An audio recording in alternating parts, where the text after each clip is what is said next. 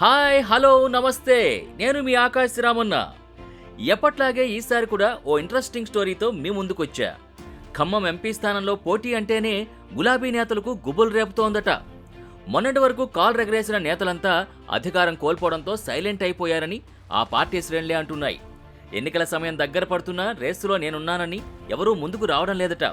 మరింతకీ పోటీకి car party నేతలు ఎందుకు వెనకడుగు వేస్తున్నారు? వీరి బ్యాక్ స్టెప్ వెనక అసలు లోగుట్టేంటో చూద్దాం.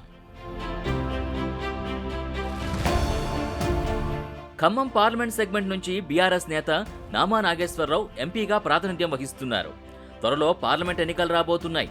దీంతో ప్రధాన పార్టీలన్నీ ఎన్నికలకు సిద్ధమవుతున్నాయి. కేంద్రంలో అధికారమే లక్ష్యంగా బీజేపీ, కాంగ్రెస్ పార్టీలు వ్యూహాలు రచిస్తుంటే రాష్ట్రంలో మొన్నటి అసెంబ్లీ ఎన్నికల్లో చతికిలబడిన గులాబీ పార్టీ పరువు కోసం పాకులాడుతోంది.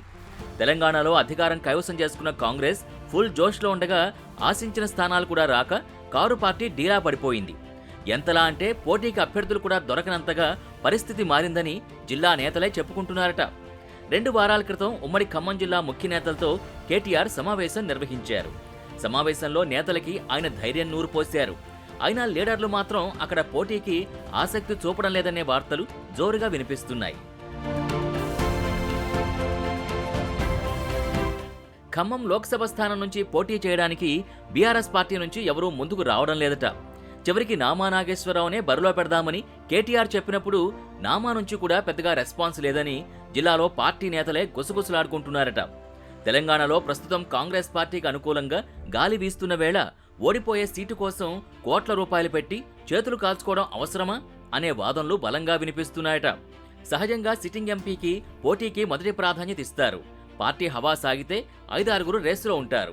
ఖమ్మం పార్లమెంట్ పరిధిలో ఉన్న 7 స్థానాల్లో 6 కాంగ్రెస్, 1 కాంగ్రెస్ కూటమిలో భాగమైన సిపిఐ గెలుచుకోవడంతో అదే రిజల్ట్ పునరావృతం అవుతుందనే టెన్షన్లో బీఆర్ఎస్ నేతలు ఉన్నారట.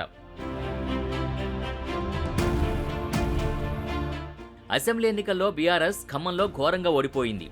ఆ చేదు జ్ఞాపకాల్ని నెమరేసుకుంటున్న గులాబీ నేతలు పోటీకి పెద్దగా ఇంట్రెస్ట్ చూపడం లేదట. ఎక్కడ పోటీకి దిగమంటారో అని నామా నాగేశ్వరరావు తెలంగాణ భవన్ మెట్లు కూడా ఎక్కడం లేదంటూ వార్తలు వినిపిస్తున్నాయి. గత ఎన్నికల్లో బీఆర్ఎస్ అధికారంలో ఉంది కాబట్టి హవా నడిచింది. అందులోనూ రాజకీయాల్లో దిగ్గజాలైన పొంగులేటి శ్రీనివాసరెడ్డి, తుమ్మల నాగేశ్వరరావు, జలగం వెంకట్రావు, పువ్వాడ అజయ్ కుమార్ వంటి నేతల సాయంతో గత ఎన్నికల్లో నామా గెలుపు సాధ్యమైంది.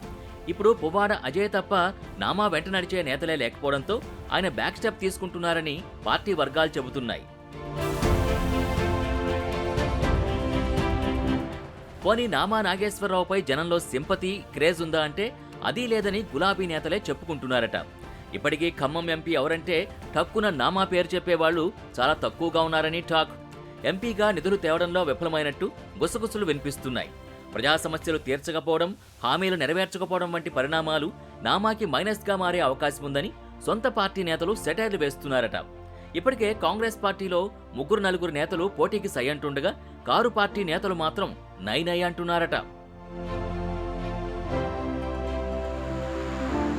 ఖమ్మం పార్లమెంట్ సెగ్మెంట్ నుంచి కొత్త నేతను బరిలో దించుదామని గులాబీ నేతలు భావించినా పార్టీ అధికారంలో లేదు. అందులోనూ బోలెడు ఖర్చుతో కూడుకున్న పని కాబట్టి ఓడిపోయే సీటుకి డబ్బులెందుకు వృధా అని ఎవరూ ఇంట్రెస్ట్ చూపడం లేదట. ఓడలు బళ్ళు, బళ్ళు ఓడలవుతాయనే సామెత ఊరికే రాలేదు. పరిస్థితులెప్పుడూ ఒకలా ఉండవు. మొన్నటిదాకా పోటీకి నేనంటూ అధిష్టానం చుట్టూ ప్రదక్షిణాలు, అగ్రనేతల దగ్గర పైరువీలు చేసిన నేతలంతా అధికారం కోల్పోయేసరికి పోటీకి ముందుకు రావడం లేదని స్థానిక నేతలే చెప్పుకుంటున్నారట.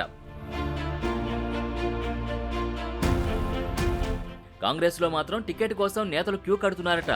బీఆర్ఎస్ నుంచి ఎవరు బరిలో ఉంటారు? కాంగ్రెస్ నుంచి రేసులో ఉండేదెవరు? వామపక్ష పార్టీల వ్యూహాలు ఎలా ఉంటాయి? టీడీపీ సపోర్ట్ ఎవరికి అనేది మరికొన్ని రోజుల్లోనే క్లారిటీ వచ్చే అవకాశం ఉంది.